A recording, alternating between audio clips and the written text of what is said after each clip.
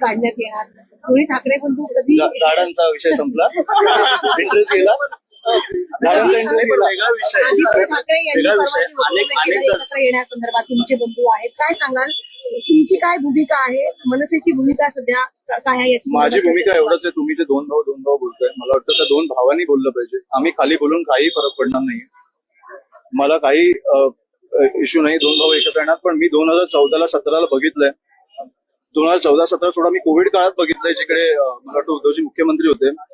राजसाहेबांनी तेव्हा उद्धवजींना पहिला फोन केला की हे भीषण एक आजार आलाय आपल्यावर, त्याच्यामुळे कुठचंही सरकार असो आपण त्यांची साथ दिली पाहिजे. आणि मी अनेकदा बघितलं हे फोन कॉल. तर मला वाटतं त्यांची इच्छा असेल तर त्यांनी फोन करावा. हे मीडिया समोर बोलून किंवा वर्तमानपत्रात बोलून काही अशा युत्या होत नाही. सगळ्या गोष्टी मीडिया समोरच बोलतात. कुठे ना कुठे प्रस्ताव जो असतो, जो लेटर असतो, प्रस्ताव असतो, एकमेकाला भेटला असतो. कारण एकीकडे वक्तव्य राजसाहेबांनी मला वाटतं त्यांच्याकडे एकमेकांचे नंबर आहेत, ते बोलू शकतात. ते होताना त्याच्यामुळे मी तुमच्या समोर येऊन काही होणार नाही.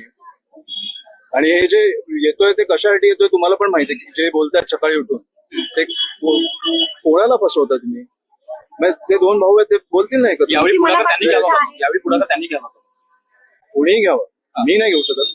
आम्ही जे विरोधक आहेत ते असं म्हणतात की दोन्ही ठाकरे जरी एकत्र आले तरी आमच्या किंवा इतर पक्षावर कोणताही परिणाम होणार नाही, हे शून्य आहे. कसं पाहिजे?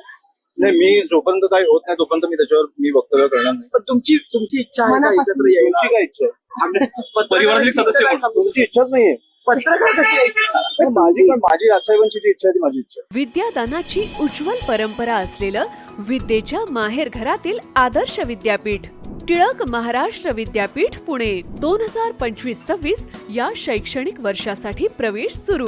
BSc AI&ML, BSc data science आणि MSc डेटा सायन्स. अत्याधुनिक सुविधा असलेले ISO 21001 मान्यताप्राप्त टिळक महाराष्ट्र विद्यापीठ पुणे.